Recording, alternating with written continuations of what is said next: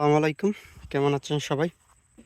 আশা করি ভালো। আমি আল্লাহর রহমতে ভালো আছি। আজকে কথা বলবো ধান নিয়ে। তো ধানে আজকে কি কীটনাশক দিচ্ছি এবং কি পোকার জন্য দিচ্ছি এ নিয়ে কথা বলবো।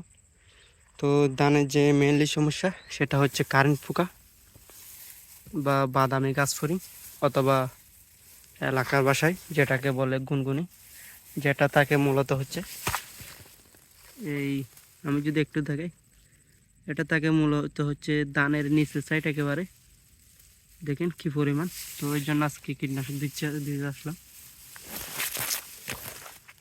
এটা শুধু একটা জমিতে না, আমাদের এলাকায় যত জমি আছে সব জমিতেই এই পোকাটা আক্রমণ করে ফেলছে। তো আজকে আমার জমিতে আজকে কীটনাশক দিতে আসলাম। তো এই কীটনাশকটা দিলে অবশ্যই ইনশাল্লাহ আপনারা ধানের জমি সুস্থ অথবা আমি ওই ধানের জমিটা দেওয়ার নিয়ম হচ্ছে এলাকার সবাই দিলে ভালো হয়। কারণ হচ্ছে যদি আপনি দেন তাহলে পাশের যে জমিটা আছে সেই জমিটা থেকে যাবে, তখন এই জমি থেকে আবারও আপনার জমিতে চলে আসতে পারে। তাই চেষ্টা করবেন সবাই একসাথে দেওয়া। কেন কিন্তু আজকে অনেকেই আমাদের এলাকায় কীটনাশক দিচ্ছে। আমি যদি দেখাই কি পোকাটা, দেখেন পোকার কি অবস্থা। এগুলো সব বাদামি গাছ ফেরি ধান এর এটা যদি আপনাদের আসে ধান একেবারে বসায় ফেলবে বা ধান একেবারে কুশি সহ জ্বলে যাবে অথবা শুকিয়ে যাবে। এটা অত্যন্ত মারাত্মক একটা পোকা। আর সাথে হচ্ছে মাজরা পোকা, যেটা আপনার ধান এর যেটা শীষ সেটা কেটে ফেলে। আর একটা হচ্ছে ছত্রাক। আমি যদি কীটনাশকগুলো দেখাই একটু, এখানে কি দিচ্ছি আজকে, কেন আমি এখানে 3 থেকে 4টা কীটনাশক দিচ্ছি। প্রথমে যেটা বলি এটা হচ্ছে তড়িৎ, যে গ্রুপের কথা যদি বলি ফাইমেট্রাজিম প্লাস মিথামফেরাম। এটা মূলত হচ্ছে বাদামি গাছফড়িংয়ের জন্য। আপনাদের যাদের জমিতে এই কারেন্ট পোকা বা বাদামি গাছফড়িং অথবা গুনগুনি যেটা বলে এটা আক্রমণ করছে, এটা দিতে পারেন। এটা হচ্ছে 10 গ্রামের ফ্যাক্সেস। আমি 10 গ্রামের ফ্যাক্সেস এক 1.5 লিটার একটা দিচ্ছি। সাথে দিচ্ছে হচ্ছে টাইফুন। এটা দিচ্ছে হচ্ছে মূলত মাজরা পোকার জন্য, আপনাদের যাদের জমিতে মাজরা পোকা আক্রমণ করছে।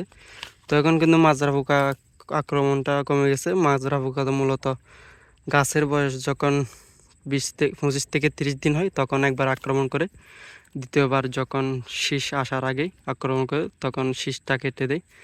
তো আসার আগে যেহেতু সামনে শীষ আসবে তাই আগে দিয়ে দিচ্ছি টাইফুন। এটা মূলত দিচ্ছে হচ্ছে মাজরা পোকার জন্য। এটাও এই বাদামি কাসফড়িংয়ের জন্য কাজ করে।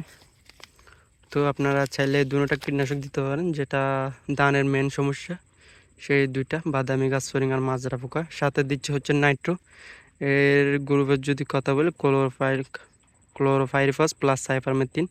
এটা আপনার পোকার সাইফারমেথিন যেটা আছে এটা পোকার যে কোনো পোকার শ্বাস রোধ করে মেরে ফেলে। তো আপনারা যদি এই নাইট্রোটা কীটনাশকের সাথে ব্যবহার করেন তাহলে কীটনাশকগুলোর ডিস্টেন্স পাওয়ার বা শক্তি অনেকাংশে বেড়ে যাবে। তো এই কীটনাশকটা আপনার অনেক গন্ধ, তাই যদি জমিতে পোকা থাকে অন্যান্য পোকা সব পোকায় মারা যাবে। আর সেটা দিচ্ছি, এটা হচ্ছে ছত্রাকনাশক। আপনাদের যাদের গোড়ার দিকে গাছ খেয়ে ফেলছে অথবা গাছের ছত্রাক আবার কম করছে নিচের দিকে কোয়েল ফোড়া অথবা যত পোষা আছে কোয়েল ফোড়া আছে অথবা এই আর্লি ব্লাইট, যত ধানের পোষা ব্যারাম আছে সবগুলোর জন্য এই মিস্টার টপটা বেস্ট। তো এটা দিচ্ছি সবগুলোর সাথে। তো 4টা কীটনাশক দিচ্ছি টাইফুন প্রতি 1.5 লিটার এক ট্যাঙ্কি। তো আপনারা চাইলে এই কীটনাশকটা দেওয়ার চেষ্টা করবেন। কীটনাশকগুলো দিলে ইনশাল্লাহ আপনাদের জমিতে কোনো রকম পোকা থাকবে না। আর দেওয়ার পরে যদি 1-2টা পোকা থেকে যায় তাহলে 3 থেকে 4 দিন পর আবারও কীটনাশক স্প্রে করা, আবারও সেম কীটনাশকগুলো স্প্রে করার চেষ্টা করবেন। আর যখন কীটনাশক দিবেন তখন আপনার জমিতে পর্যাপ্ত পরিমাণ পানি রাখার চেষ্টা করবেন, যাতে পোকা যদি পানিতে মারাও যায় তাহলে পানির সাথে গিয়ে মারা যায়। আমি যদি দেখি পর্যাপ্ত পরিমাণ পানি রাখার চেষ্টা করবেন, যাতে কীটনাশক দিলে কীটনাশকের সাথে পানির সাথে পোকাগুলো মারা যায়। তো হচ্ছে আজকে আশা করি বুঝতে পারছেন। এতক্ষণ পর্যন্ত পাশে থাকার জন্য ধন্যবাদ। আসসালামু আলাইকুম রহমতুল্লাহ।